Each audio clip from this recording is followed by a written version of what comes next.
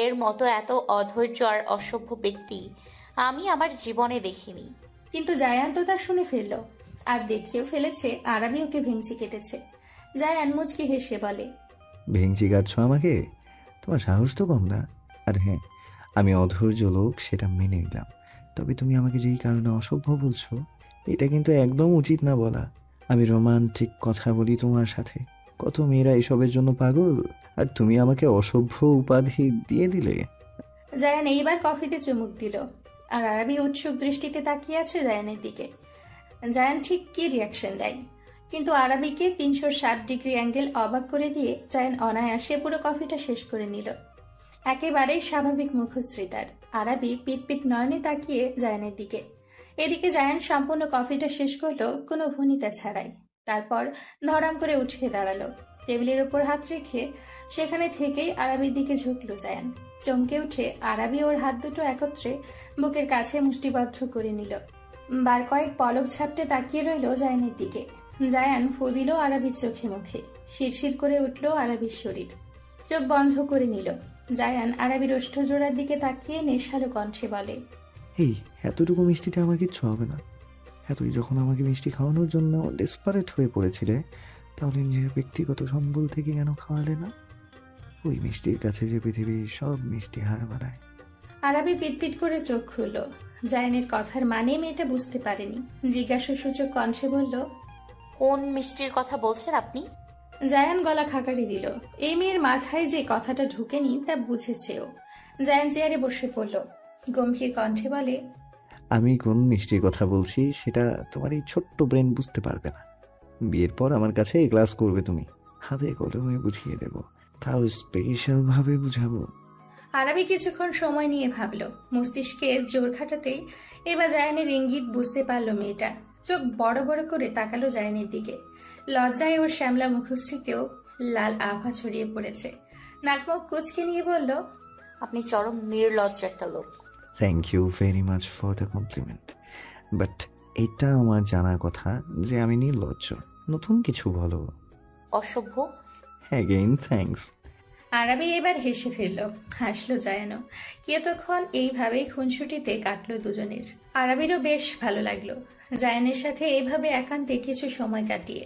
কিন্তু জায়ান কথার মাঝে খেয়াল করেছে আরাবি কিছু বলার জন্য উসখুস করছে। বলতে যেয়েও বলতে পারছে না মেয়েটা। কেমন যেন দ্বিধা দ্বন্দ্বে ভুগছে। সবটাই লক্ষ্য করেছে জায়ান, তাই নিজেই আগ বাড়িয়ে প্রশ্ন করলো, তুমি কি আমাকে কিছু বলতে চাও আরবি? বলতে চাইলে নির্দ্বিধায় আমাকে বলে ফেলো। এত দ্বিধা বোধ করছো কেন? আমার সাথে সহজ হওয়ার চেষ্টা করো আরবি। তুমি যদি এত জড়তা নিয়ে থাকো, তবে আমি তোমার সাথে কথা বলবো কিভাবে? আমাকে এমনভাবে নিজের মনে করো যে যার কাছে তুমি তোমার মনের সব অব্যক্ত কথাগুলো কোনো জড়তাবিহীন বলতে পারবে। Take it easy. জায়ানের কথায় আরাবি যেন সাহস পেল। ঠিকই তো বলেছে লোকটা।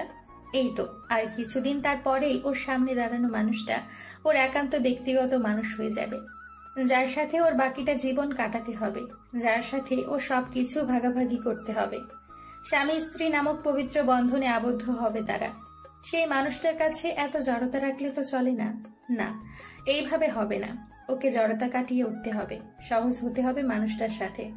আরাবি দীর্ঘশ্বাস ফেলে মনের কথাটাই বলল, আপনি মানে আনহাটাকে? আমি কি জানতে পারি? আরাবির হঠাৎ আহানার কথা জিজ্ঞেস করায় একটু অবাক হলো জায়ান। হঠাৎ করে এই আহানার কথা জিজ্ঞেস করছে কেন মেয়েটা? আর আহানার কথা জানলই বা কিভাবে?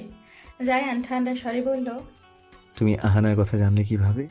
আরাবির বুক ধুকপুক করছে। মানুষটা কি রেগে গেল? কিন্তু ও তো সেভাবে করেনি প্রশ্নটা। শুধু একটু কৌতূহল জমেছিল ওর মনে, তাই তো জিজ্ঞেস করলো, আপনি কি রাগ করেছেন? আহানার কথা কিভাবে জানলে তুমি? জায়ানের দৃঢ় কণ্ঠস্বর। সে একই প্রশ্ন আবার করল। আরাবি ভাবলো জায়ান বোধহয় সত্যিই রাগ করেছে। ও ভয়ের তো কণ্ঠে বলল, সকালে অফিস আসার পর কিছু মেয়েকে বলাবলি করতে শুনেছিলাম। তারা বলছিল আমাদের আমাদের বাগদানের কথাটা জেনে গিয়েছে, তবে সেটা যে আমার সাথে হয়েছে তা হয়তো জানে না। তারা বলছিল আহানা নামের কেউ নাকি এটুকু বলে থেমে গেল আরাবি। জায়ান শক্ত কণ্ঠে বলল, থামলে কেন? আরাবি কাপার স্বরে বাকিটা বলল, আহানা নাকি আপনার গার্লফ্রেন্ড, তাই তারা ভেবে নিয়েছে আহানের সাথে আপনার বাগদান হয়েছে। জায়ানের রাগে চোয়ার শক্ত হয়ে উঠল। রাগে হাত দুটো মুষ্টিময় করে নিল। এসব ফাউল কথাবার্তা জায়ান সহ্য করতে পারে না, একদম পারে না। আর আজ তো এসবের লিমিট ছাড়িয়ে গিয়েছে। জায়ান আরবির হাতের কবজি চেপে ধরল, শক্ত কণ্ঠে বলল, চলো আমার সাথে। আরবি কিছু বলতে নিবে জায়ান রাগী চোখে আরবের দিকে তাকালো, দাঁতে দাঁত চিপে বলে, ডোন্ট সে আ ওয়ার্ড। আর হ্যাঁ, কারা এইসব কথা বলেছিল আমায় দেখিয়ে দেবে। ওদের এই অফিসে থাকার কোনো দরকার নেই। কাজ বাদ দিয়ে যারা এইসব বেহুদা কথাবার্তা নিয়ে পড়ে থাকে তাদের আমি ঘৃণা করি। চলো। শুনুন প্লিজ, এমন করবেন না। তাদের কথা আমি বিশ্বাস করিনি, একদম করিনি। শুধু একটু কৌতূহল জেগেছিল, তাই প্রশ্ন করেছিলাম। প্লিজ তাদের চাকরি থেকে বের করবেন না। আমি আপনাকে প্রচন্ড বিশ্বাস করি। জায়ান থেমে গেল। আরবি ওকে বিশ্বাস করে কথা শুনে কেমন যেন রাগটা আপনা আপনিই কমে আসলো। জায়ান চোখ বন্ধ করে জোরে নিঃশ্বাস ছাড়ল। এরপর আরবির দিকে ঘুরে দাঁড়ালো। আরবির দুগালে হাত রেখে কোমল কণ্ঠে বলল, thank you for trusting me. আর শুনে রাখো মেয়ে, এই সাফওয়ান জায়ান শাখওয়াত এক নারীতেই আসক্ত। তার হৃদয়ের ভালোবাসার প্রথম নারীও তুমি, আর শেষ নারীও তুমি। বুঝেছ? জায়ানের কথাগুলো কেমন ঝংকার তুলে দিল আরবির হৃদয়ে। মুগ্ধ চোখে ওর সামনে দাঁড়ানো সুদর্শন মানুষটার দিকে তাকিয়ে রইল। হাতে টান পড়ায় ঘোর কাটল আরবির। জায়ান আরবিকে অফিস রুমের বাহিরে নিয়ে আসলো। জায়ানকে এইভাবে আরবির হাত ধরায় সবাই অবাক হয়ে দেখছে দুজনকে। আরবি অস্বস্তিতে পড়ে গেল এইভাবে সবাই তাকানোতে। ধীর আওয়াজে বলে উঠল, কি করছেন? হাতটা ছাড়ুন না। সবাই কিভাবে তাকিয়ে আছে। জায়ান সেসবে কোনো পাত্তা দিল না। অফিসের মাঝে এসে এবার আরবিকে একপাশ হতে জড়িয়ে ধরল। সবার দিকে কঠিন চোখে তাকিয়ে শক্ত এবং দৃঢ় কণ্ঠে বলে উঠল, মিট মাই ফিয়ন্সে মিস আরবি মৃধা, সাফওয়ান জায়ান শাখওয়াতের বাগদত্তাও। আমার স্ত্রী হওয়ার যোগ্যতা এই মেয়ে ছাড়া দুনিয়ার আর কোনো মেয়ের নেই। আর যারা আমার নামে মিথ্যে প্রচারণা করে বেড়ায় তাদের এইটাই ফার্স্ট অ্যান্ড লাস্ট ওয়ার্নিং। আমি দ্বিতীয়বার কাউকে সুযোগ দিব না। So be careful next time. কিছুক্ষণ পিনপত নীরবতা চলল। এরপরে করতালির মাধ্যমে সবাই জায়ান আরবিকে অভিনন্দন জানালো। তবে যারা হিংসুটে তারা আড়ালে আরবিকে মন্দ কথা বলতেও পিছু পা হয়নি। এদিকে ইফতি আলিফা আর নিহান সাহেবও বেশ খুশি হলেন জায়ানের এই কর্মকাণ্ডে। আহানা আমার প্রেমিকা, এই কথা অফিসে কে ছড়িয়েছে? প্রচন্ড রাগের সাথে চিৎকার করে কথাগুলো বলল জায়ান। অফিসে যেটুকু সময় ছিল আরবির কারণে শান্ত থেকেছে জায়ান, কিন্তু অফিস থেকে ফেরা মাত্রই মনের মাঝে দমিয়ে রাখা রাগ যেন এখন জ্বালামুখীর মতো টকবকিয়ে উঠেছে। এদিকে আকস্মাৎ জায়ানের এহেন গর্জনে বাড়ির প্রতিটি মানুষ যেন চমকে উঠেছে। জায়ানের দিকে তাকাতেই পরক্ষণে ওর শক্ত চোয়াল আর লাল হয়ে যাওয়া চোখ জোড়া দেখেই ভয়ে কুঁকড়ে ওঠে। আরবির সাথে দেখা হওয়ার পর জায়ান অনেকটাই শান্ত হয়ে গিয়েছিল, রাগ দেখাতো না সচরাচর। কিন্তু আজ আবার জায়ানকে এত ভয়ঙ্কর ভাবে রাখতে দেখে সবাই যেন অস্থির হয়ে উঠেছে। জায়ান আবারও গর্জে উঠল, সাহস থাকলে আমার সামনে এসে দাঁড়াও। আমার নামে এসব মিথ্যা প্রচারণা করার সাহস কিভাবে পেল সে? নিহান সাহেব কিছুই বলছেন না, চুপচাপ সব দেখছে। তার বেশ ভালোই লাগছে। কাজটা যে সুহানা করেছে তা তিনি বেশ ভালোভাবেই জানেন, তাই তো চুপ করে আছেন। দেখা যাক এখন ওই মহিলা কি করে। এদিকে জায়ানের এক একটা বাক্যে সুহানার আত্মা লাফাচ্ছে। এই মিথ্যে কথাটা সে নিজেই রটিয়েছে, কিন্তু জায়ান যে অফিস থেকে এসব শুনে বাড়িতে এসে তাণ্ডব করবে সেটা বুঝতে পারেননি। কিন্তু এখন কিছু করার নেই, জায়ানকে শান্ত করতে হবে। কারণ জায়ান যদি নিজ উদ্যোগে এইটা তদন্ত করে তবে সেটা ওর জন্য ভালো হবে না। সুহানা শুকনো ঢোক দিলেন, পরপর নিজেকে পাল্টে নিলেন মুহূর্তে। মুখে অসহায়ত্বের ছাপ আনলেন মিথ্যে মিথ্যে। তিনি ডাইনিং টেবিলের কাছেই ছিলেন। কোনো রকম সবার অগোচরে একটা গ্লাস থেকে আঙ্গুলে করে একটু পানি চোখে দিলেন। তারপর দ্রুত কদমে চলে আসলেন জায়ানের কাছে। নাকা কান্না করতে করতে তিনি বললেন, আসলে জায়ান বাবা, আমার অনেক ইচ্ছে ছিল আহানার সাথে তোমার বিয়ে দেওয়ার। তাই আমি এই কথাটা তোমাকে কোনোদিন ভুলে অফিসের লোকদের সামনে বলে ফেলেছিলাম, আর তারা সেটাই ধরে নিয়েছে। কিন্তু বিশ্বাস করো বাবা, সেটা অনেক আগের ঘটনা। তুমি তো এখন নিজেই নিজের জীবনসঙ্গিনী বেছে নিয়েছো, তাই আমি আহানা আর তোমার বিয়ের ভাবনা বাদ দিয়ে দিয়েছি। আমি তো মা, বলো, মা হয়ে কি ছেলের জন্য এটুকু ভাবা আমার অপরাধ? জায়ান চুপ করে নিল, চোখ বন্ধ করে নিজের রাগটুকু নিয়ন্ত্রণ করে নিল। দীর্ঘশ্বাস ফেলে সুহানাকে একপাশ হতে জড়িয়ে ধরল, অপর হাতে তার চোখের পানিগুলো মুছে দিল। কণ্ঠস্বর নরম করে বলল, না, কোনো অপরাধ না মম। আসলে এইসব কথা শুনে আজ আরবি একটু আপসেট হয়ে পড়েছিল, তাই আমি রেগে গিয়েছিলাম। I am sorry mom. Suhana Shakhawat ন্যাকামো কণ্ঠে বলল, সরি কেন বলছো তুমি? সরি তো আমার বলা উচিত, কারণ আমার কারণে আরবি মা মন খারাপ করেছে। তুমি বললে আমিও ওকে সরি বলে দেব। জায়ান সুহানাকে সোফায় বসালো। ওনাকে এক গ্লাস পানি দিল জায়ান। তারপর বলল, তুমি আমার মা, এভাবে নিজেকে ছোট কেন করছো? মায়েদের সন্তানদের নিয়ে অনেক স্বপ্ন থাকে, চাওয়া পাওয়া থাকে। তুমি তাই করেছো, এতে সরি বলার কিচ্ছু হয়নি। নাও ডোন্ট ক্রাই, ওকে? সুহানা শাখাওয়াত এইবার হাসলেন। জায়ান ওনার মাথায় হাত বুলিয়ে বলে, প্রিটি লেডিদের হাসলেই সুন্দর লাগে। জায়ান এইবার উঠে দাঁড়ালো। এখন রুমে যাবে সে। ও বলল, আমি রুমে যাচ্ছি, খাবারটুকু রুমেই খাবো। আচ্ছা বাবা, তুমি যাও, আমি খাবার পাঠিয়ে দিচ্ছি। জায়ান নিজের রুমে চলে গেল। আস্তে আস্তে সবাই নিজেদের কাজে চলে গেল। এদিকে নিহান এসে দাঁড়ালো সুহানা শাখাওয়াতের সামনে। ঘৃণা ভরা দৃষ্টিতে তাকিয়ে বলেন, আর কত নিচে নামবে তুমি? বিন্দু পরিমাণ লজ্জা বোধ হয় না তোমার? আমার ছেলেটা তোমায় কত ভালোবাসে, বিশ্বাস করে। সুহানা কাঁদো কাঁদো মুখ করে বলেন, এসব কি বলছো? জায়েন আর নূরকে আমি কি ভালোবাসি না? ওরা কি তোমার একা সন্তান? আমার সন্তান না তারা? ছোট থেকে ওদের আমি পেলে পুষে মানুষ করেছি। এটুকু চাওয়া কি খুবই অন্যায় ছিল নিহান? আমি কি এটুকু প্রাপ্য না? ওদের কখনোই সতীনের সন্তান মনে করিনি, নিজের সন্তানের মতোই আমি মানুষ করেছি। এই পর্যায়ে থেমে গেলেন নিহান সাহেব। বারবার ঠিক এখানে এসে তিনি থমকে যান। কারণ এটা সত্যি যে সুহানা জায়ান আর নূরকে ছোট থেকে পেলে পুষে এত বড় করেছে, মায়ের কমতি অনুভব করতে দেয়নি। নিহান সাহেব শান্ত চোখে সুহানা শাখাওয়াতকে এক পলক দেখে নিয়ে চলে গেল। এদিকে নিহান সাহেব তো আর জানেন না সুহানা কখনোই জায়ান আর নূরকে মন থেকে ভালোবাসেনি। সবটা লোক দেখানো ছিল আর নিজ স্বার্থে। সুহানা শাখাওয়াত শয়তানি হাসি হাসলেন। নিজ মনে বলেন, আর নিহান, নিজেকে যতই চালাক ভাবো না কেন, তুমি সেই বোকাই রয়ে গেলে। তোমাকে নিয়ন্ত্রণ করার পদ্ধতি আমার জানা আছে।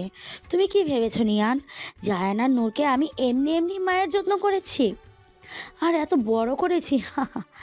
একদম ভুল ধারণা তোমার। সোহানা নিজ স্বার্থ ছাড়া কোনো কিছুই করে না, বুঝেছ? কিন্তু এখন শুধু একটাই সমস্যা, এই আরাবিকে জায়ানের জীবন থেকে সরাতে হবে। জায়ানের বউ তো ওই আহানাই হবে। আমাকে প্ল্যান সাজাতে হবে, কঠিন প্ল্যান করতে হবে। আমার ওর সাথে যোগাযোগ করতেই হবে। এদিকে দ্বিতীয় তলা থেকে সুহানা শাখাওয়াতকে দেখে তাচ্ছিল্য হাসল নূর। বেদনাময় হাসি দিয়ে বলে ওঠে, যতই এই অভিনয় করো না কেন মিসেস সুহানা শাখাওয়াত, তুমি আমাদের মা কখনো হতে পারবে না। শুধু পাকাপোক্ত কোনো প্রমাণ পাচ্ছি না আমি, না হলে তোমার এই আসল রূপ আমি সবাইকে দেখিয়ে দিতাম। তোমার এই রূপের পিছনে কতটা কুৎসিত রূপ লুকিয়ে আছে আমি কঠোর চেষ্টা করছি। শুধু একটা প্রমাণ পাই তাহলে আমি আর চুপ থাকবো না। আর একবার জায়ান ভাই আর আরবি ভাবির বিয়েটা হয়ে যাক, এরপর আমি জায়ান ভাইকে সবটা বলে দেব। আমরা দুই ভাই বোন মিলে তোমায় শাস্তি দেব। আমাদের সাথে এইসব মিথ্যে অভিনয় করার জন্য তোমায় শাস্তি দেব। আমাকে ফাহিমের থেকে এভাবে দূরে রাখার জন্য শাস্তি দেব। অনেক হয়েছে, অনেক সহ্য করেছি আমি। ভেবেছি তুমি অন্য মায়েদের মতোই আমার শাসন করো, কিন্তু সেই দিন তোমার শামীম আঙ্কেলের সাথে কথাগুলো না শুনলে আমি তো জানতেই পারতাম না তুমি ঠিক কী কারণে আমাদের এত আদর যত্ন করতে সৎমা হয়েও। বাট এখন আমি সবটা জানি, তাই আর চুপ থাকবো না আমি। নূর চলে গেল, কিন্তু বোকা নূর তো জানে না শুধু এটুকু পাপি সুহানা শাখাওয়াত করেননি, তিনি আরো গভীর জলের মাছ। তা মেয়েটা আদৌ কোনোদিন জানতে পারবে? রহস্য আর রহস্য চারিদিকে। এই রহস্যের সন্ধান জায়ান অথবা নূর কি কোনোদিন জানতে পারবে? ভাই আসবো? নূর জায়ানের দরজায় নক করলো। মাত্রই গোসল নিয়ে বেরিয়েছে জায়ান। নূরের ডাকে দ্রুত টি শার্ট গায়ে জড়িয়ে নিল, তারপর গিয়ে দরজা খুলে দিল। নূরের হাতে খাবারের ট্রে। জায়ানকে দেখে নূর হাসলো। জায়ান চুল মুছতে মুছতে বলে, তুমি কষ্ট করতে গেলে কেন? সার্ভেন্টদের দিয়ে পাঠালেই তো হতো। ট্রেটি টি টেবিলে রাখলো নূর। তারপর জায়ানের বিছানায় বসতে বসতে বলে, কেন? আমি আসলে কি কোনো সমস্যা হবে? না, সেটা না, তবে তুই তো নিজের স্টাডি নিয়ে ব্যস্ত। সেদিন তোর ভাবিকে দেখতে গেলাম, সেদিন নাকি তোর কোচিংয়ে এক্সাম ছিল, যেতে পারলি না তুই, তাই বললাম আর কি। নূর মলিন হাসি দিল। তা খেয়াল করলো জায়ান। বোনের পাশে নিঃশব্দে বসে পড়ল। নূরের মাথায় আদুরি স্পর্শ করে বলল, কি হয়েছে? এই মলিন হাসিটা দেওয়ার মানে কি? আহানের সাথে কি কোনো ঝামেলা হয়েছে? নূর জায়ানের বুকে মাথা রাখলো। জায়ানও এক হাতে বোনকে আগলে নিল। বোনটা তার ভীষণ আদরের। হয়তো অন্য সব ভাইদের মতো জায়ান নিজের অনুভূতিগুলোকে প্রকাশ করতে পারে না, আবার ব্যস্ততার কারণে নূরকে সময় দিতে পারে না। কিন্তু নূরকে ভীষণ ভালোবাসে জায়ান। নূর একবার যা চায় তা ওর বলার সাথে সাথে এনে দেয় জায়ান, যাতে ওর বোনের মন খারাপ না হয়। কিন্তু আজ বোনের মুখে মলিনতা দেখে জায়ানের বুকটা কেমন বিষাদতায় ছেয়ে গেল। তাহলে কি ওর ভাইয়ের দায়িত্বটুকু ঠিকঠাক পালন করতে পারছে না? জায়ান ধীর আওয়াজে বলে, কি হয়েছে? ভাইকে বলবি না? কিছু কি লাগবে তোর? আমাকে একবার বল, তুই দেখবি সাথে সাথে তোর হাতের কাছে এসে যাবে। নূর মনে মনে বলল, আমার যে একজনকে চাই ভাইয়া, ইহকালেও তাকেই চাই, পরকালেও তাকেই চাই আমি। তাকে কি এনে দিতে পারবে তুমি ভাইয়া? আমি যে তাকে খুব করে চাই, কিন্তু এই চাওয়াটা কি কোনোদিনও পূর্ণতা পাবে? এদিকে নূরের নীরবতা দেখে জায়ান বুঝলো নূরের মন খারাপ। হয়তো আহাদের সাথে কিছু হয়েছে, না হলে অতিরিক্ত পড়াশোনা করে মেয়েটা অস্থির হয়ে গিয়েছে। নূরের মন ভালো করার জন্য জায়ান বলল, তোর ভাবির সাথে দেখা করবি? চমকে উঠল নূর, সাথে খুশিও হলো। ঝট করে মাথা তুলে তাকালো, উচ্ছ্বাসিত কণ্ঠে বলে, সত্যি? কবে দেখা করাবে? জায়ান মনে শান্তি পেল। যাক, মেয়েটা তবে হাসলো। জায়ান উঠে দাঁড়ালো। এইবার খাবার ট্রেটা নিয়ে আবারও বসে পড়ল নূরের পাশে। তারপর বলল, কাল রেডি থাকিস, ডিনারে নিয়ে যাব তোদের। আচ্ছা। জায়ান ভাত মাখিয়ে নিয়েছে ততক্ষণে। মাখানোর শেষে এক লোকমা নূরের দিকে তুলল, বলল, আমি জানি তুই খাসনি, তাই এখন চুপচাপ হাঁ কর। নূর হাসল। তারপর খুশি মনে ভাইয়ের হাত থেকে খাবার খেতে লাগলো। এদিকে জায়ানও খাচ্ছে, সাথে নূরকেও খাওয়াচ্ছে। দরজার আড়াল থেকে এই দৃশ্যটুকু দেখে সরে আসলেন নিহান সাহেব। চোখের কোণে জলটুকু মুছে নিজের রুমে চলে গেলেন। আলমারি খুলে ওনার মৃত স্ত্রীর একটা শাড়ি বের করে বুকে জড়িয়ে নিলেন। ধীর আওয়াজে বলেন, তুমি দেখতে পাচ্ছ সাথী, আমাদের ছেলে মেয়ে দুটো একদম তোমার মতো হয়েছে। ভাই বোনের মধ্যে কত মিল। তুমিও তো এরকম ছিলে, সবাইকে নিঃস্বার্থভাবে ভালোবাসতে।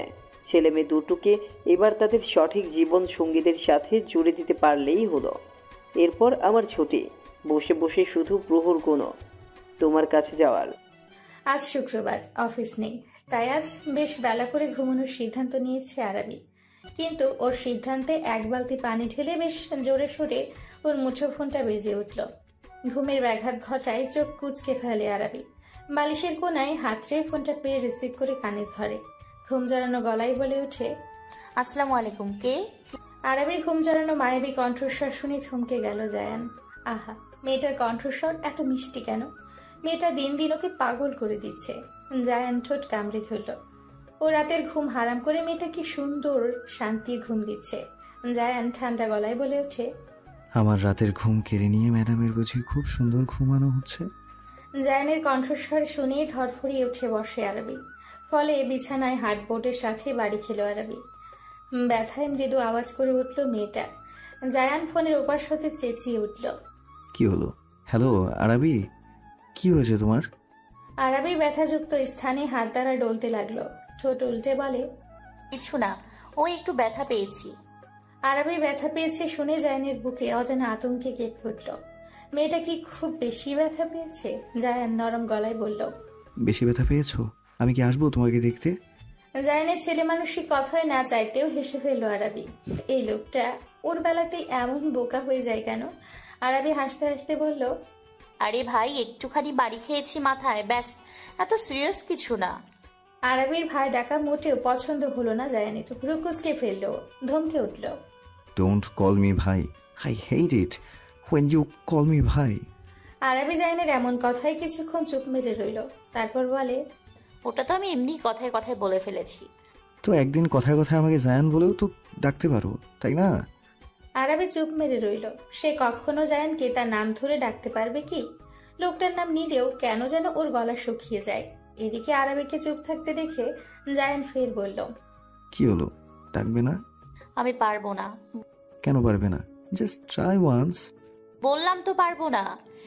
জায়ান শীতল কণ্ঠে বলে উঠল, আমিও দেখবো বিয়ের পর তুমি আমায় নাম না ডেকে কিভাবে থাকো। আমাকে নাম ধরে ডাকতে তো তোমাকে হবে, সুইট হার্ট। জায়ানের কণ্ঠে সুইটহার্ট শব্দটা শুনে আরবি কেঁপে উঠল। মাঝে মাঝে লোকটা এমন সব নামে ডাকে যে আরবি সেটা মেনে নিতে অনেকটা সময় লাগে। আরবি কথা ঘোরানোর জন্য বলল, এত সকাল সকাল কি জন্য কল দিয়েছেন এখন সেটা বলেন। জায়ান আরাবির চালাকি ধরতে পারল, অতঃপর বাঁকা হেসে বলল, কথা ঘোরানোর চেষ্টা করছো, বাট পারবে না আরাবি, যেটা আজ পর্যন্ত কেউ করতে পারেনি, তুমিও পারবে না।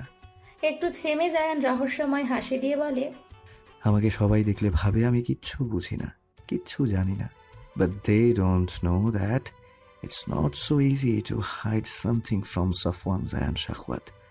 তারা যদি চলে ডালে ডালে, আমি চলি পাতায় পাতায়, শুধু সময়ের অপেক্ষা করছি সবটা সামনে আনার জন্য।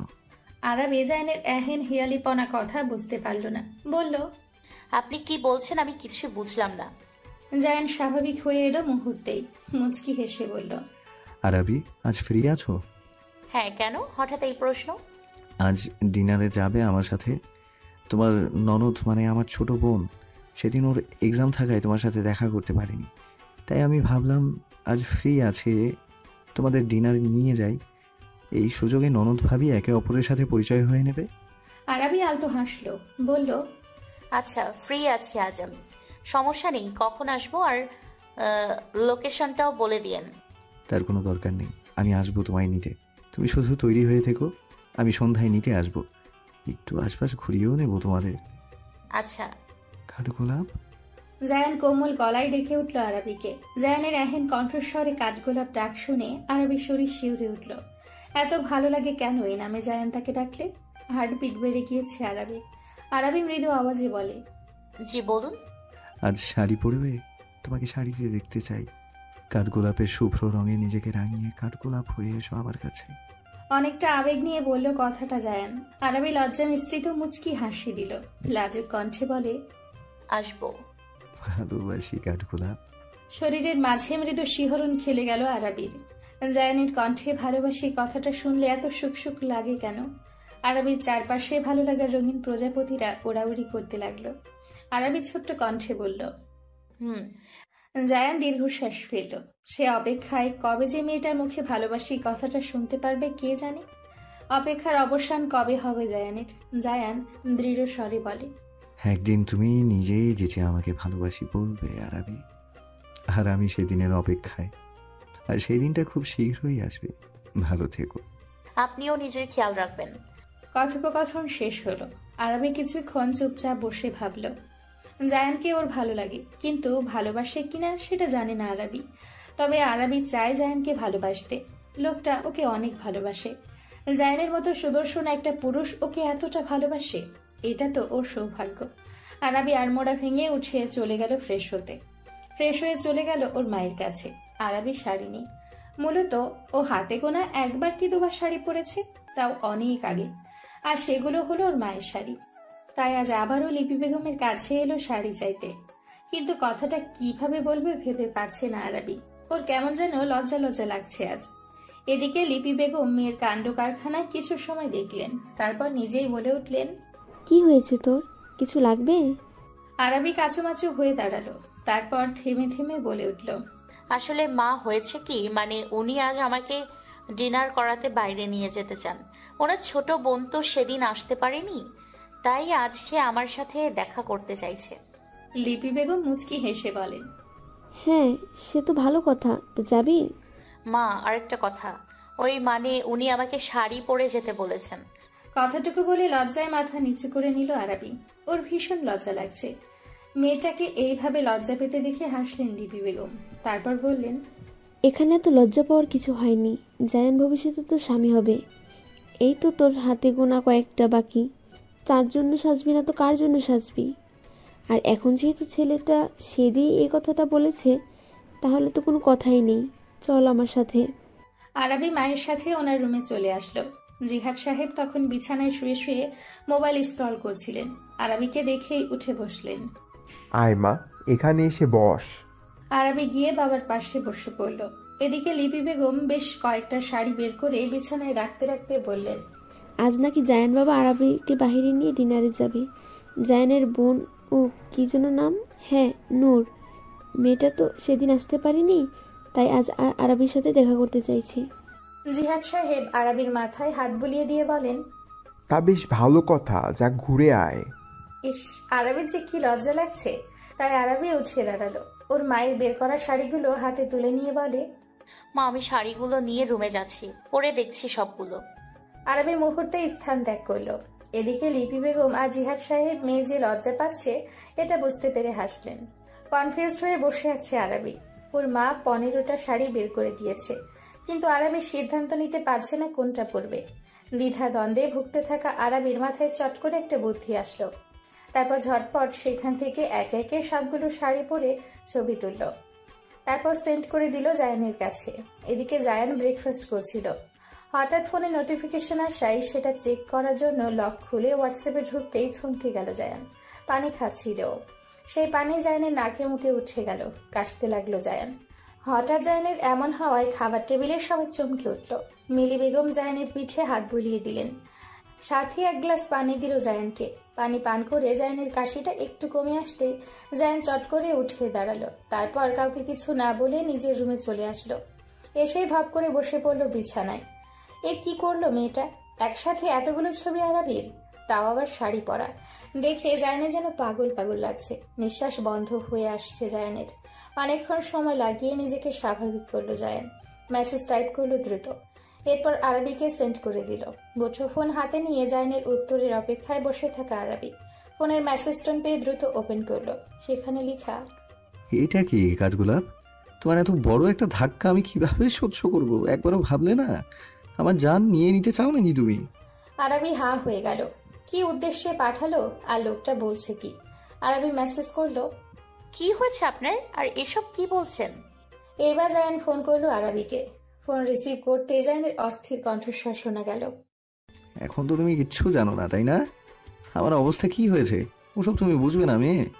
আমাকে মেরে ফেলার প্ল্যানিং করে এখন তুমি কিচ্ছু জানো না, তাই না? আরবি মুখ ফোলালো জায়ানের কথায়। আমি কি করলাম আবার? এতগুলো ছবি যে আমাকে পাঠালে, একবারও ভাবলে না যে আমি এসব দেখলে নিজেকে সামলাবো কিভাবে? মাথা হ্যাং হয়ে গিয়েছে আমার।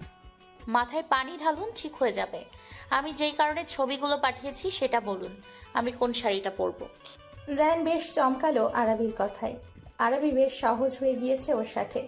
একদম বউদের মতো কথা বলছে। ঠিকই তো, এই মেয়েটা তো আর কয়েকদিন পর তো ওর বউই হবে। জায়ান হেসে বলে, সবগুলোতে তোমাকে অসম্ভব সুন্দর লাগছে। আমার কাঠগোলাপ যা পড়বে তাতেই তাকে মায়াময়ী লাগবে। তবে আমার যে তোমাকে শুভ্র রঙে দেখতে ইচ্ছে করছে। আরবি বিছানায় ও ছড়িয়ে ছিটিয়ে রাখা শাড়িগুলোর দিকে তাকালো। এখানে কোনো সাদা শাড়ি নেই। ইনফ্যাক্ট ওর মায়ের কোনো সাদা রঙের শাড়ি নেই। এখন আরবি কি করবে? মুখ কালো করে আরবি বলল।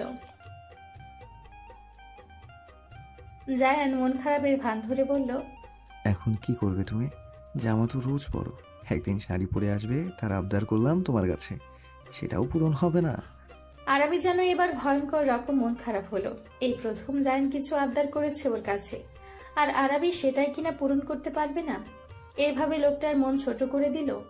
আরবি কালো গলায় বলে, আমি সরি, কিন্তু কিছু করার নেই। আসলেই কিছু করার নেই। থাক, মন খারাপ করো না। এখন যাও, গিয়ে তোমার বাসার নিচে নামো তো একটু। হঠাৎ বাসার নিচে নামার কথা বলায় আরবির ভ্রু কুঁচকে আসে। প্রশ্ন করে, বাসার নিচে কেন নামবো? জাস্ট কাম না। ওকে, রাখছি। আরবি ফোন রাখলো। তারপর ওর মাকে বলে বাসার নিচে নামলো। গেটের বাইরে এসে দাঁড়ালো। বেকুবের মতো দাঁড়িয়ে আরবি। এই লোক ওকে এখানে কেন আসতে বলল? আরবি আরো 5 মিনিট অপেক্ষা করলো। তারপর বিরক্ত হয়ে যেই না বাসায় ফিরে যাওয়ার জন্য পা বাড়াবে, ঠিক তখনই একটা বাইক এসে থামলো আরবির সামনে।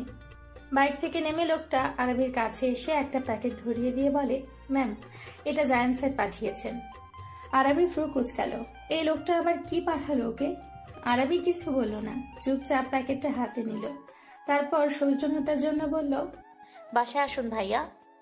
না ম্যাম, আমার একটু কাজ আছে, ইনশাল্লাহ অন্য একদিন আসবো। ধন্যবাদ ভাইয়া এত কষ্ট করার জন্য। It's okay ma'am. লোকটা চলে যাবার পর আরবি বাসায় ফিরে আসলো। ওর হাতে প্যাকেট দেখে লিপি বেগম জিজ্ঞেস করলেন, এটা কি? এটা উনি পাঠিয়েছেন মা। ও।